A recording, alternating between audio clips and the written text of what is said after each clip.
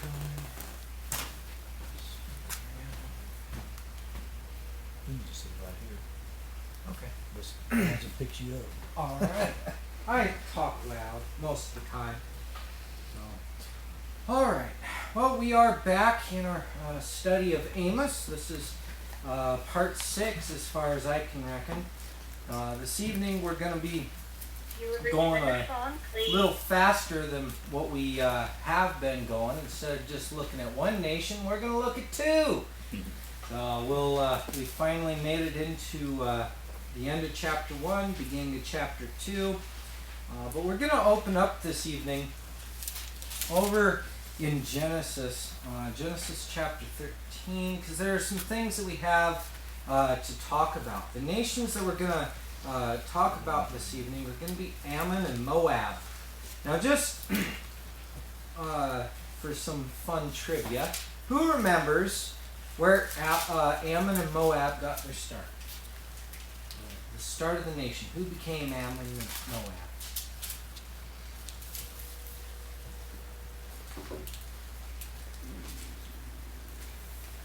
I read in Jeremiah that today and I should remember it. But I don't. Is one of them from...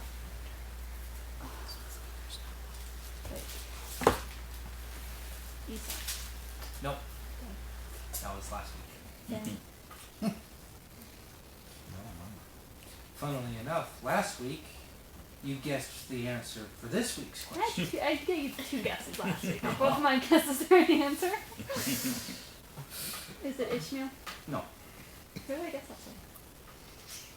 Well, that would be giving away the answer, wouldn't it? Lot. Okay. Closer. They were the sons of Lot. If you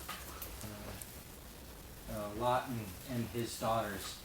If you recall the accounting of Lot after he separated from Abraham, they made an agreement between the 2 of them here around this area as they were grazing their cattle together. They realized that they had become too wealthy to both stay in the area around here without issue. Their herdsmen had started fighting over grazing area and water and things like that. So Abraham came to Lot, said to him there in chapter 13, verse 8, and Abram said unto Lot, let there be no strife, I pray thee, between me and thee, and between my herdmen and thy herdmen, for we be brethren. Is not the whole land before thee? Separate thyself, I pray thee, from me. If thou wilt take the left hand, then I will go to the right. Or if thou depart to the right hand, then I will go to the left. And Lot lifted up his eyes and beheld all the plain of Jordan, that it was well watered everywhere. Before the Lord destroyed Sodom and Gomorrah, even as the garden of the Lord, like the land of Egypt, as thou comest into Zoar. Then Lot chose him all the plain of Jordan, and Lot journeyed east, and they separated themselves one from the other. And so Abram dwelled in the land of Canaan, and Lot dwelled in the cities of the plain, and pitched his tent toward Sodom. Now as we read this on the pages, these locations really don't mean much to us, right? Even as we look at a map, it can be kind of hard for us to visualize or to really see what was occurring here. There is one other instance where we do find people looking to the plain of Jordan and wanting to live there. Who remembers what that instance is? It's early on in Israel's history. I'll give you that hint. The half-tribe. The half-tribe? Who else?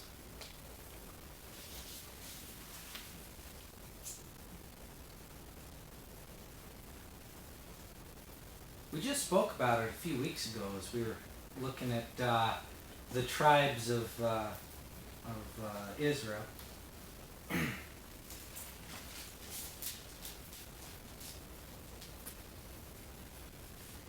besides the half tribe of Manasseh? Yeah. I'm drawing a blank, I guess, because there was somebody else over here, though. Numbers 32. It wasn't Dan, it was another side. Numbers 32. The first 5 verses say, Now the children of Reuben and the children of Gad had a very great multitude of cattle. And when they saw the land of Jazer and the land of Gilead, that behold, the place was a place for cattle.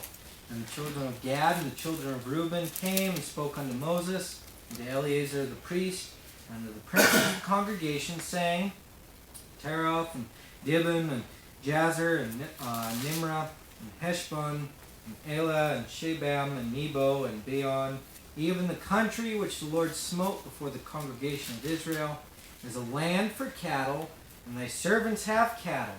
Wherefore, said they, if we have found grace in thy sight, let this land be given to thy servants for possession, and bring us not over Jordan.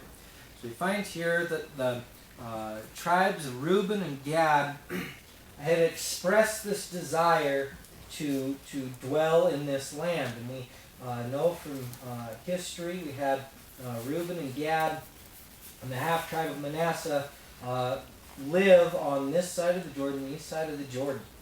And we find in both of these cases, in both of these instances in which we read, that this land that was good for grazing, this land that was good for cattle, but was outside of the promised land, the land that God had expressly given to Israel, it was, for lack of a better way to put it, it was a trap. Okay? We find that as Lot lifted his eyes, he beheld all the plain of Jordan, all this area in here. He saw that it was good for grazing. Eventually, he moved from this area up here. Zoar is marked down here. The land, the plain of Sodom, the plain of Salt is this area down here to the south of the Dead Sea. This is where Sodom, Gomorrah, Zoar, and 2 other cities whose names I can't remember were located. We know from the counting later on in Genesis, I believe it's chapter 18, chapter 19, somewhere in there, that there are 4 cities there in that area were destroyed by the angels. The narrative focuses on Sodom and Gomorrah, but there were also 2 other cities which were destroyed by the angel, destroyed by these balls of sulfur. Interestingly enough, today you can find bunchings of these little sulfur balls. They're about yay big around. They burn at the slightest spark, and they're balls of pure sulfur. And the only place where these balls are located is in this area. Kind of a neat archaeological find that they had discovered down there. This land, now you go down there and it's all dead. It's all dry. The most color you get is white from the salt and where the sea has, the shores of the sea have regressed up a little bit. But it's a completely dead and barren land. And we find in the accounting of the life of Lot that as he began, after he separated from Abram, he began a very wealthy man. Who remembers how Lot's story ends?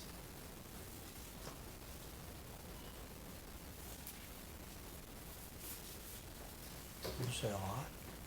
Lot. Abraham's nephew. Yes. How How the does his story story ends? end? Genesis chapter 19, if you Well. need a cheater reference. His daughter set him up Yep. for giving them children.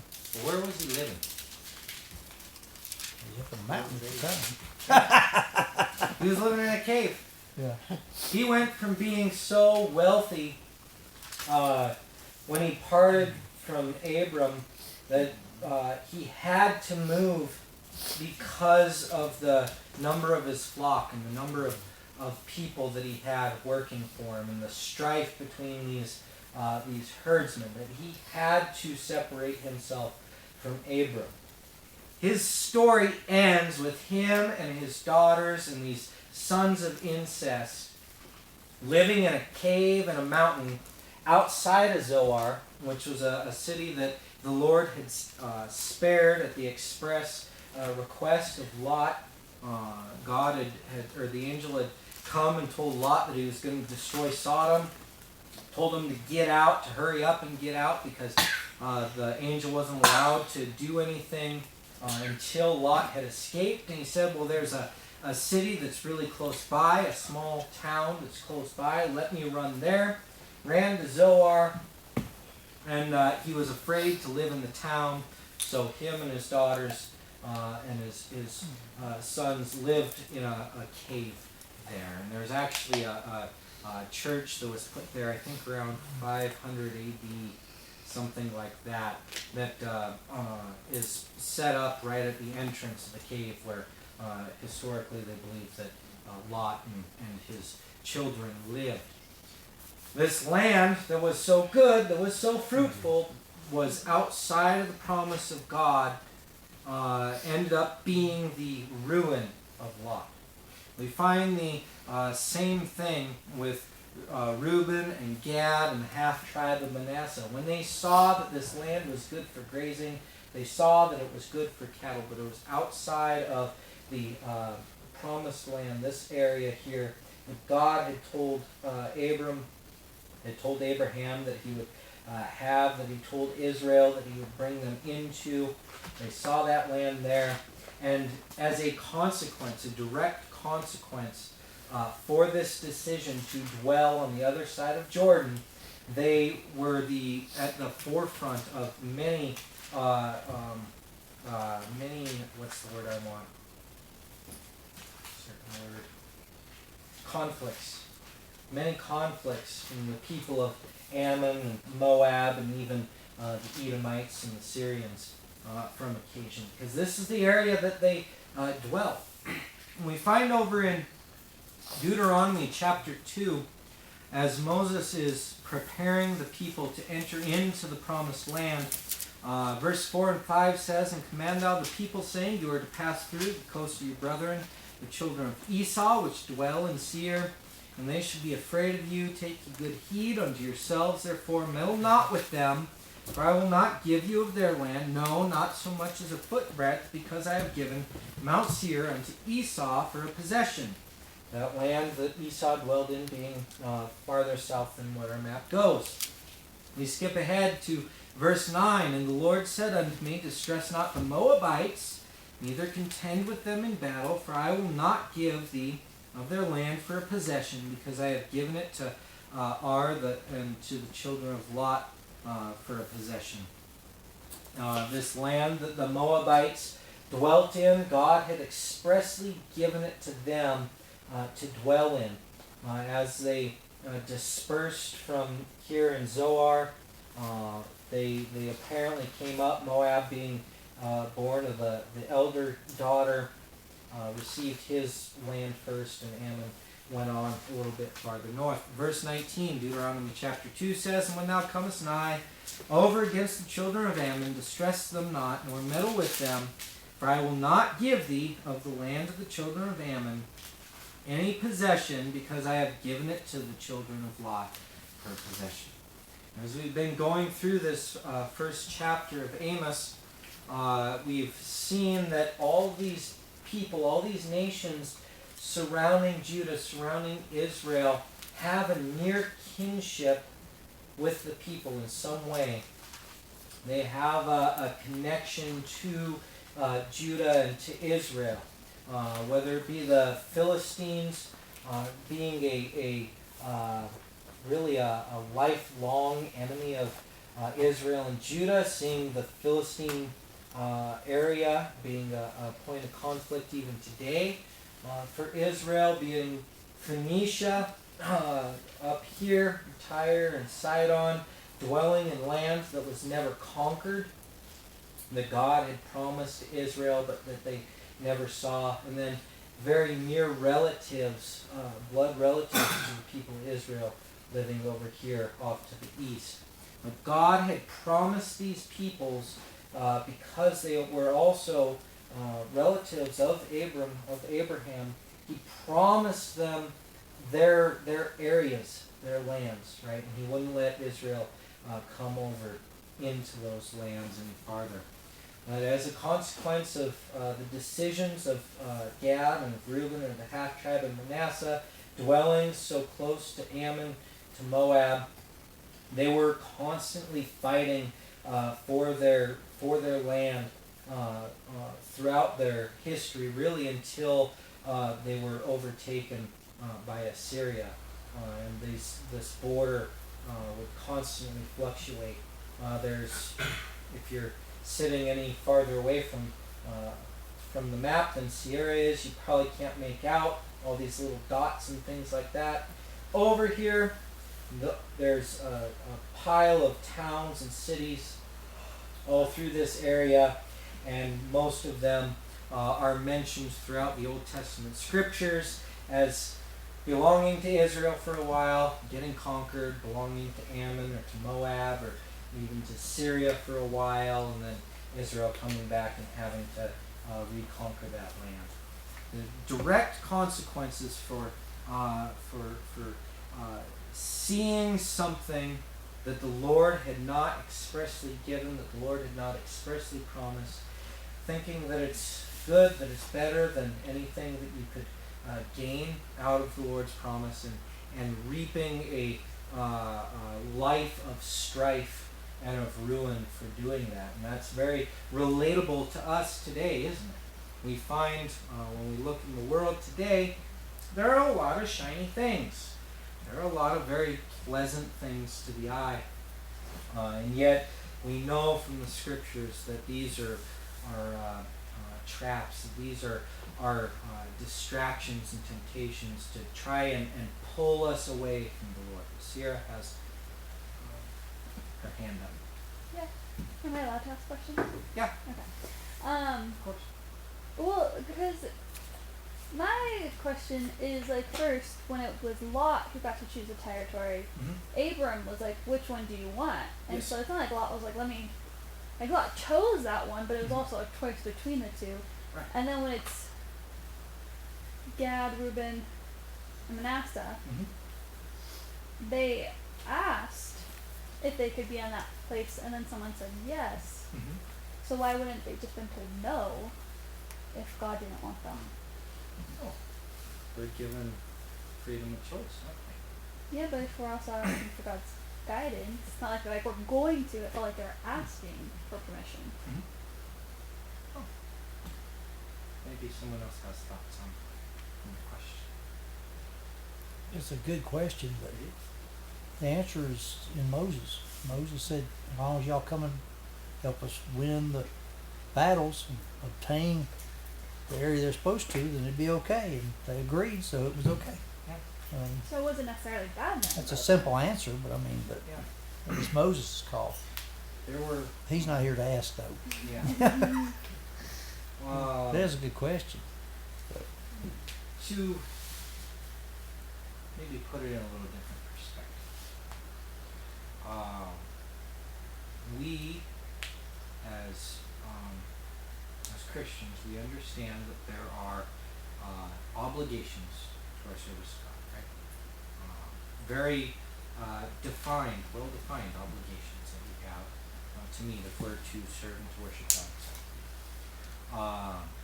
In the modern day, in the modern age, we, and all throughout history really, we find ourselves torn between meeting these obligations and between sustaining ourselves, right? We need a job, we need a way to provide for ourselves. How often do we find someone allowing their job, allowing their employment to get in the way of their service to God? Well, knowing that,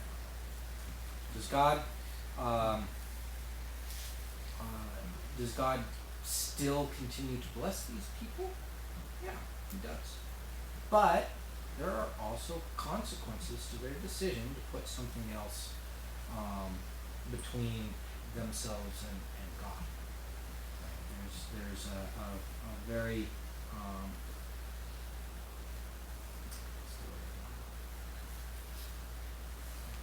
when there's clear expectation, there's clear direction that we're given by God, we're still allowed to choose whether or not we're completely obedient, or partially obedient, or completely disobedient to Him. We then have to deal with the consequences of those decisions. That kind of. Like, I get what you're saying, Uh-huh. and it makes sense what you're saying. Uh-huh. And like, I don't know, maybe their heart was, we're going to ask, but we're going to do it anyways. Like, we don't know. But to me, it's just like, well, if they ask and if God didn't really want them to, why didn't you just say no? My kind of thoughts. But I get what you're saying with your point. Yeah, of course, you can always throw a wrench in that. The land that God promised Israel includes 3 or 4 times what's on that map. Oh, yeah. Everything all the way to the Euphrates, all the way down to what we call Saudi Arabia. It's all promised. Yep, it But- is. And they didn't obtain it, but They did not. And I think that had they, and of course, I don't like hypotheticals, but we're going to venture into that territory now. Had they gone along with God's command, had they gone along with God's timing in it all, I think that eventually He would have given these nations over to Him. In fact, we see after the judges, there is a period of time where Moab is made subject to Israel. There is a period of time where Ammon is maybe not directly subjected to Israel, but they are certainly far weaker than Israel, and they weren't attacking them. God had promised them that the nations surrounding them would bring their offerings up to Jerusalem, to them. Those nations include Moab and Ammon, because their later disobediences, because their refusal to continue on in conquest as they grew. They started chasing after the gods of the land instead of just being obedient to God and letting Him do the work for them. They were not allowed to go into these their full inheritance. And of course that just leaves us interesting things to see on the return of Christ, as He fully realizes the promise that He made to Israel and giving them that promised land. But that's a different story. you can also back up another wrench. Mhm. When you're trying to figure stuff like this out, you can also back up and say, well, I mean, this is a little sarcasm, but it's true. If the herdsmen, if Abram and Lot had gotten along, they'd never had any of those problems. Yeah. That's also true. I mean, that's what I'm saying. Some of it's, it's like throwing a pebble into the water. There's ripples. Yeah.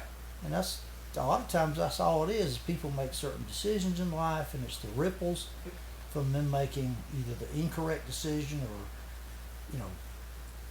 it doesn't always have to be incorrect, but there's something that doesn't exactly line up with what the Lord really wants, but He gives us a free will, and there's ripples. Right.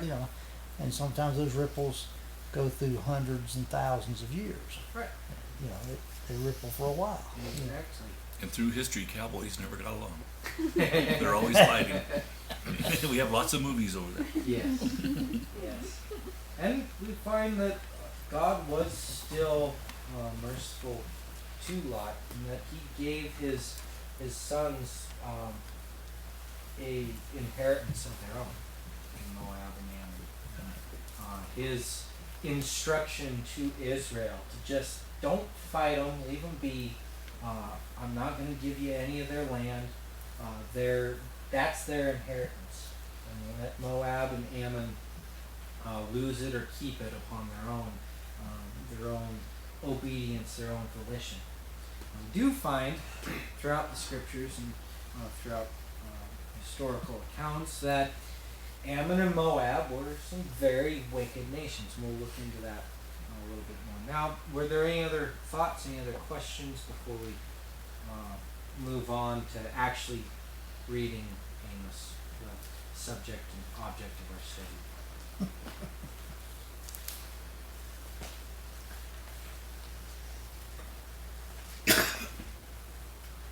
All right. Let's go ahead and turn over to Amos, chapter 1. Last week, as we looked at Edom, we made it through verses 11 and 12. This evening, we will make it through 5 verses, being verse 13 through chapter 2, verse 2. Actually, verse 3, I think. Yes. So 6 verses. We're moving along at a breakneck speed tonight. Amos chapter 1, verse 13. Thus saith the Lord, for 3 transgressions the children of Ammon, and for 4 I will not turn away the punishment thereof, because they have ripped up the women with child in Gilead, and that they might enlarge their border. But I will kindle a fire in the wall of Rabbah, and shall devour the palaces thereof with shouting in the day of battle, with the tempest in the day of the whirlwind. And their king shall go into captivity, he and his princes together, saith the Lord. Thus saith the Lord, for 3 transgressions of Moab, and for 4 I will not turn away the punishment thereof, because he burned the bones, the king of Edom, into lime. But I will send a fire upon Moab, and it shall devour the palaces of Keroth, and Moab shall die with tumult, with shouting, with the sound of a trumpet. And I will cut off the judge from the midst thereof, and will slay all the princes thereof with him, saith the Lord. So we find here the same language that Amos has used to describe the destruction of all these previous nations, all these previous peoples. We find repeated again for Ammon and for Moab. And of course, we just finished discussing the very early history of Ammon and Moab. But we find that throughout the history of Israel, they were both nations which repeatedly attacked Israel, which repeatedly oppressed Israel. Over in Judges chapters 10 and 11, we find Ammon as becoming an oppressor of Israel after they sought the gods of the nations around them, God using the nation of Ammon as a chastening rod. Chapter 10, verse 6 through 9 says, And the children of Israel did evil again in the sight of the Lord, and served Balaam and Ashtaroth, the gods of Syria, and the gods of Sidon, and the gods of Moab, and the gods of the children of Ammon, and the gods of the Philistines, and forsook the Lord, and served not him. And the anger of the Lord was hot against Israel, and he sold them into the hands of the Philistines, and into the hands of the children of Ammon. And that year they vexed and oppressed the children of Israel. 18 years all the children of Israel that were on the other side of Jordan, in the land of the Amorites, which is in Gilead. Moreover, the children of Ammon passed over the Jordan to fight also Judah, and against Benjamin, and against the house of Ephraim, so that Israel was sore distressed. And of course, if you continue reading on in Judges, you read about how God rose up a judge to be a deliverer for Israel. Continuing that, maybe one day if we ever tackle the Judges, we'll study that in depth. But I would encourage you, as always, to go through and to read these accounts for yourself, these histories. We find that the Ammonites served among the other pantheon of gods, pantheon of deities that they served the demon Molech, often sacrificing their children to it. And this is one of the many demons whose worship really infiltrated Israel. And if we turn over to 1 Kings chapter 11, verse 6 through 8 says, And Solomon did evil in the sight of the Lord, and went not fully after the Lord, as did David his father. Then did Solomon build a high place for Chemosh, the abomination of Moab, in the hill that is before Jerusalem, and for Molech, the abomination of the children of Ammon. And likewise did he for all his strange wives, which burned incense and sacrificed unto their gods. As we speak about the history of Israel and Judah, God's interactions with them, God was always very jealous for Israel and for Judah because of the things that he had done for them. Right? He had performed so many miracles in their creation, just in their sustenance and allowing them to continually inhabit the land where they were at. He had done so much for them, and yet they continually turned their hearts to these other gods of the nations around them. And these, specifically these two of Moab and of Ammon, Chemosh and Molech, these were particularly abominable, not snowmen, but demons. These devils, because they were ones who demanded the sacrifice of children. We find somewhere, I think I have it somewhere in here, maybe we'll read it, maybe we won't. We find God admonishing them. Oh, yeah, here it is right here. Jeremiah chapter 32, verse 28 through 35. Let's turn over there. I don't think I have the full reference in my notes. What chapter again? Chapter 32. Jeremiah chapter 32, verse 28 through 35.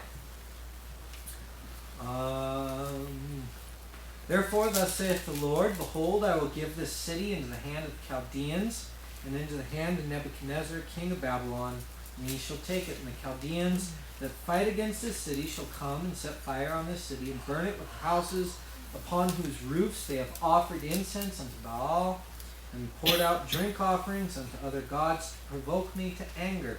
For the children of Israel and the children of Judah have only done evil before me from their youth.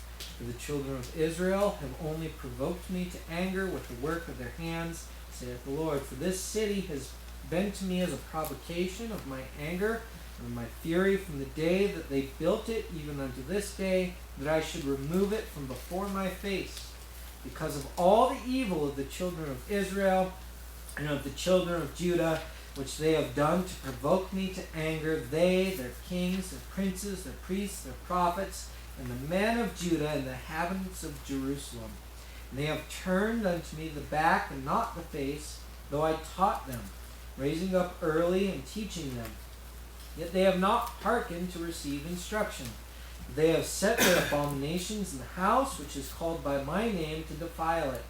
And they built the high places of Baal, which are in the valley of the son of Hinnom, to cause their sons and their daughters to pass through the fire unto Molech, which I commanded them not, neither came it into my mind that they should do this abomination to cause Judah to sin. And now therefore, thus saith the Lord, the God of Israel, concerning this city, whereof ye say, it shall be delivered into the hand of the king of Babylon by the sword, by the famine, and by the pestilence. And we'll just stop there. But we find that God expresses that one of the chief reasons why he allowed Jerusalem to fall into captivity, why he allowed the Babylonians to come in and to conquer Judah, was because of their sacrifices to this demon Molech, right? Offering their children to this demon, to this devil. And he expressly stated that this is something that he never wanted them to do. In fact, as they were going into the land, I don't remember where the exact reference is, but he told them, don't do it. I won't require it of you. Do not offer your children to these gods. But we find that it was a snare that was too enticing for them to really avoid. In Amos, of course, we find that Ammon was condemned for their brutality. In Jeremiah chapter 49, I will turn there here in just a little bit. We find that it predicts that the Ammonites would be driven from their land, with their cities destroyed, and their god Molech would go into exile. And then Ezekiel 25 will also go there in a little while, and declared that the Ammonites would be handed over to people of the east, their cities destroyed, and their land possessed by others. And here in Ezekiel 25, we've been here before. There are quite a few prophecies throughout Ezekiel and Jeremiah which specifically relate to the same nations around Israel that we read about in Amos. But Ezekiel chapter 25 reads, "And the word of the Lord came to me again unto me, saying, Son of man, set thy face against the Ammonites, and prophesy against them, and say to the Ammonites, Hear the word of the Lord God. Thus saith the Lord God, because thou saidst, Aha, against my sanctuary when it was profaned, and against the land of Israel when it was desolate, and against the house of Judah when they went into captivity. Behold, therefore, I will deliver thee to the men of the east for a possession, and they shall set their palaces in thee, and make their dwellings in thee, and they shall eat thy fruit, and they shall drink thy milk. And I will make Rabbah a stable for camels, and the Ammonites a couching place for flocks, and you shall know that I am the Lord. For thus saith the Lord God, because thou hast clapped thine hands, and stamped with the feet, and rejoiced in the heart with all thy despite against the land of Israel. Behold, therefore, I will stretch out my hand upon thee, and will deliver thee for a spoil to the heathen, and I will cut thee off from the people, and I will cause thee to perish out of the countries. I will destroy thee, and thou shalt know that I am the Lord." If we continue on reading, we will continue on reading, we find that it immediately moves into a prophecy against Moab and Seir. "Thus saith the Lord God, because that Moab and Seir do say, Behold, the house of Judah is like unto all the heathen. Therefore, behold, I will open the side of Moab from the cities, from his cities which are on his frontiers, the glory of the country." A bunch of names I'm not going to try and pronounce. "And to the men of the east with the Ammonites, and will give them in possession, that the Ammonites may not be remembered among the nations. And I will execute judgments upon Moab, and they shall know that I am the Lord." We find over in Jeremiah 49 not only a pronouncement of judgment against the Ammonites, but also a hint of their restoration. Jeremiah chapter 49 verse 1 reads concerning the Ammonites, "Thus saith the Lord, Hath Israel no sons? Hath he no heir? Why then doth their king inherit Gad, and his people dwell in his cities?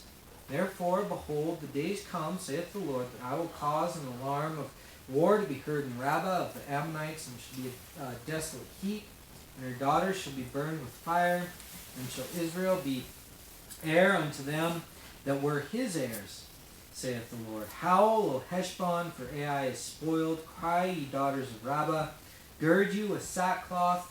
Lament and run to and fro by the hedges, for their king shall go into captivity, and his priests and his princes together. Wherefore glorious thou in the valleys, thy flowing valley, O backsliding daughter, that trusted in her treasures, saying, Who shall come unto me? Behold, I will bring a fear upon thee, saith the Lord God of hosts. From all those that be about thee, ye shall be driven out, every man right forth, and none shall gather up him that wandereth. And afterward I will bring again the captivity of the children of Ammon, saith the Lord.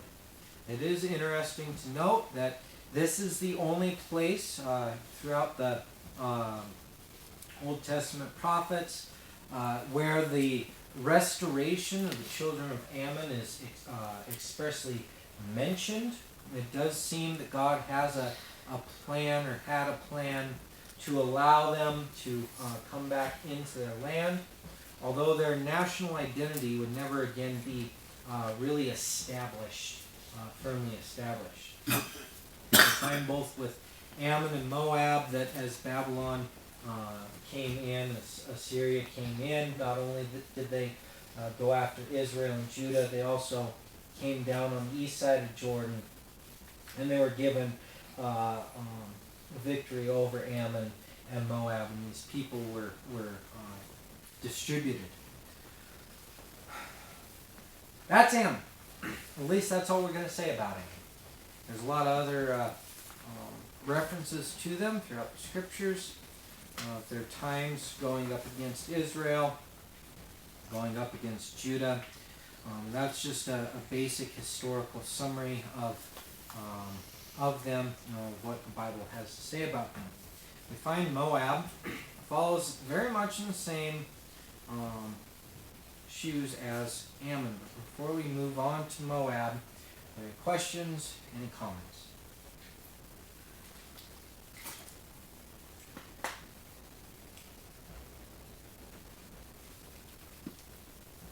If not, let's move on to Moab. We've already read the reference in Amos chapter 2 about their judgment. We find that their history with Israel really started as Israel was coming up out of the land of Egypt. Remember that as God brought Israel up to take over the land before they rebelled against him and told them that they weren't going to go in because of the giants in the land. He had Moses take them up this side of Jordan, this side of the Dead Sea. And he said, lest they go into the land of the Philistines and they see battle right away and they fear, right? They flee. God would have given them the Philistines just as easily as he gave them the rest of it as they came in, but God knew that their hearts weren't in the right place yet.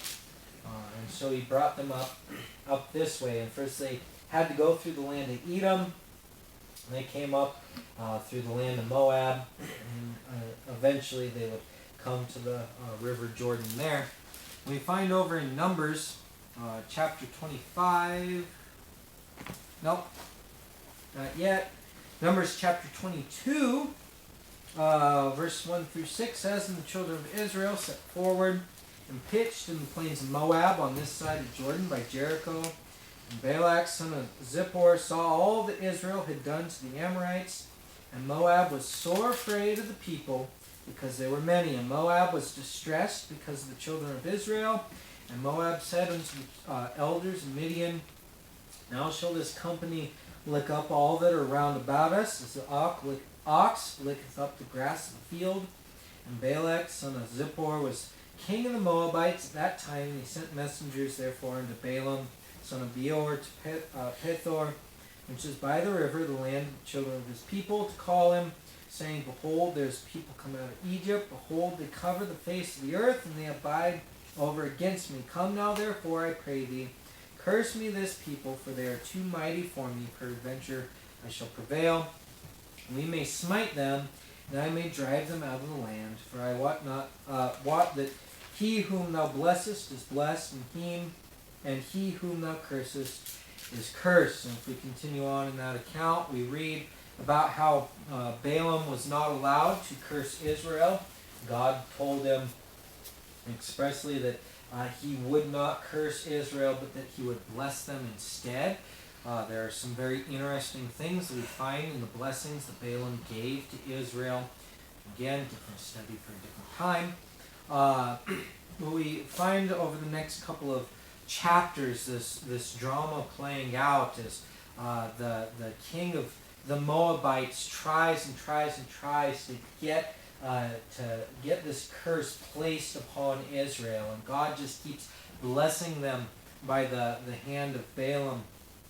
And we find that after all this, we turn over to Numbers chapter 25, verse 1. And Israel abode in Shittim, and the people began to commit whoredom with the daughters of Moab. We find that they, as they were going through this land, as God was leading them up through this land. They knew that the people of Moab were afraid. They knew that the people of Moab were not going to do anything to them. They weren't going to harm them. They had been blessed by God as they were going up into that land. And what do? They begin to give themselves over to the gods of Moab, to the people of Moab. And we read about how they had done that, and how there was this man Phinehas who was zealous for the Lord, and how he stopped the plague there. But we find that already the people of Israel were really delving into the idolatries of these different peoples as they would come up from Egypt, and it was a snare to them. We find later on over in 2 Kings, because as Israel was established, they began to go in and really subject Moab as a vassal under them. And in 2 Kings chapter 3, we find that Moab rebels against Israel. And we've spoken about this period of time in Israel's history really at length. I'll summarize again because it can, and because it's hard enough for me to remember, and I'm the one doing the talking. So, 2 Kings chapter 3 there was this king. His name was Ahab, the wicked king of Israel. His daughter was wed to the son of the king of Judah at the time. And let's see. Pardon me. I should choose either to talk or to turn, and not try and do the same, or do both at the same time. Let me turn, and then I'll talk.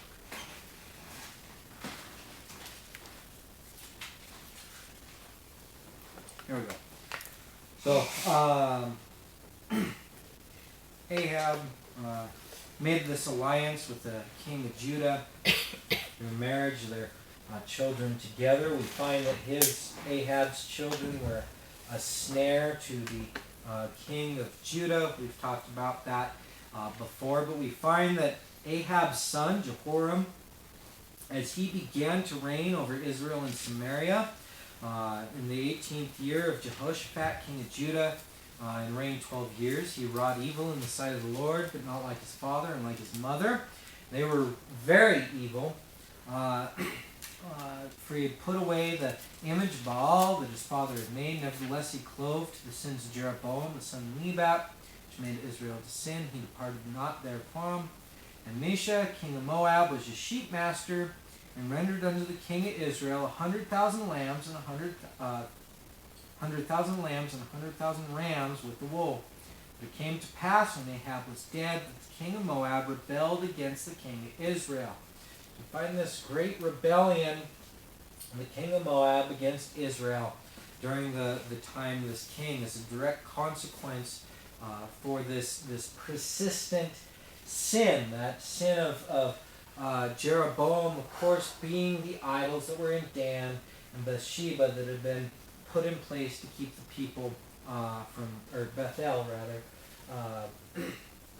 that had been put in place to keep the people from going to Jerusalem to worship God. We find at this time Moab rebelled, and they were a threat for many, many years after, as they would go in and attack Israel. We find over in Jeremiah chapter 48, there is another prophecy of their judgment. We won't read that particular passage for time's sake, but we find the majority of Jeremiah chapter 48 is looking at the judgment of God against Moab, the woes against them. We find at the end of chapter 48, verse 44 through 47, he that fleeth from fear shall fall into the pit, and he that getteth up out of the pit shall be taken in a snare.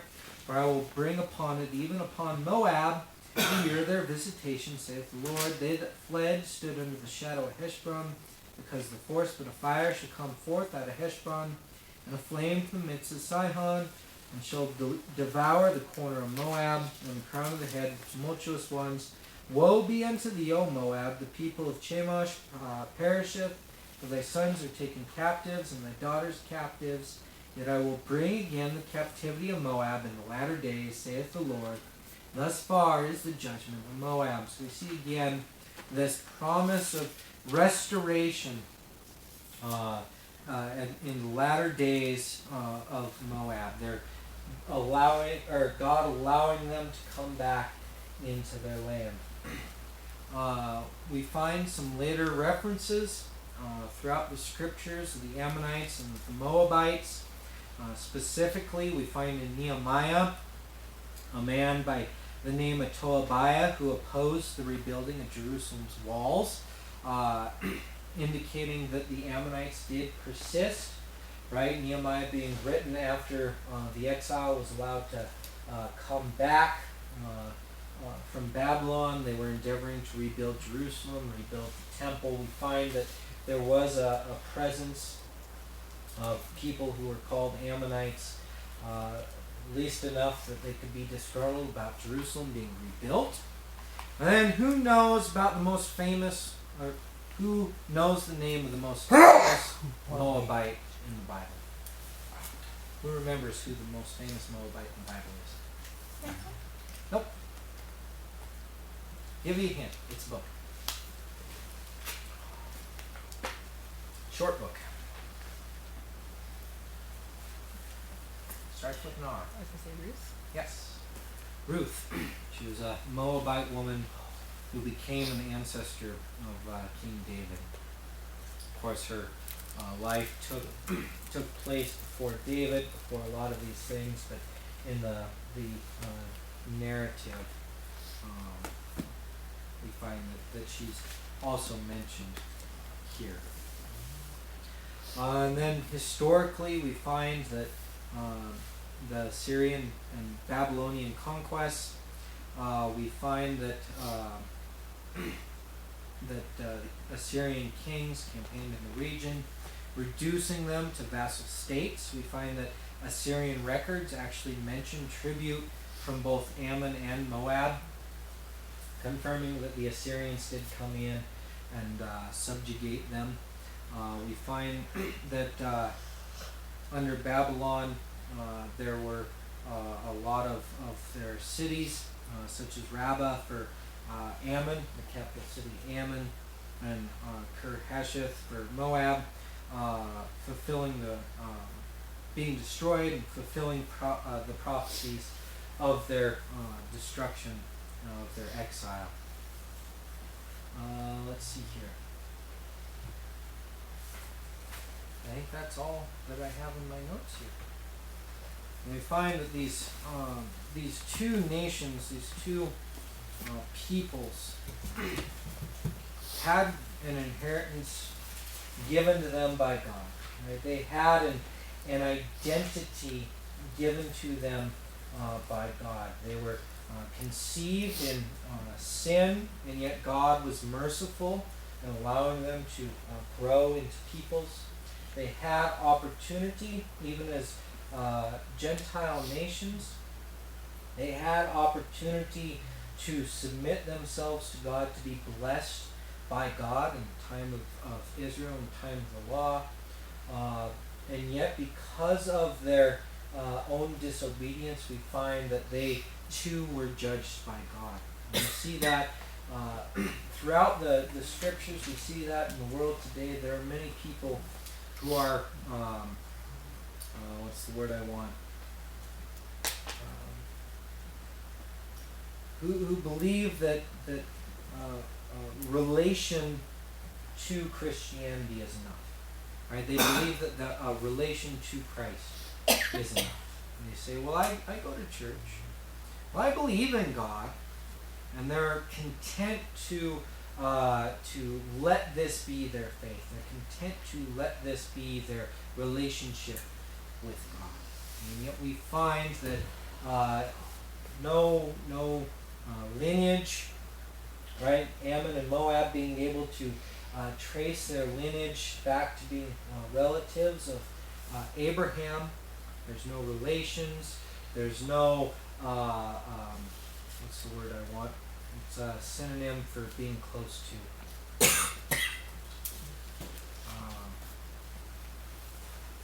can't think of the word.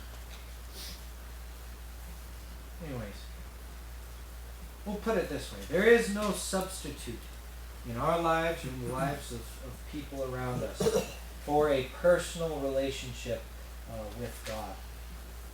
As Judah and Israel were expected to be light to the people of Moab and to the people of Ammon, so we are expected to be a light to the people in our lives.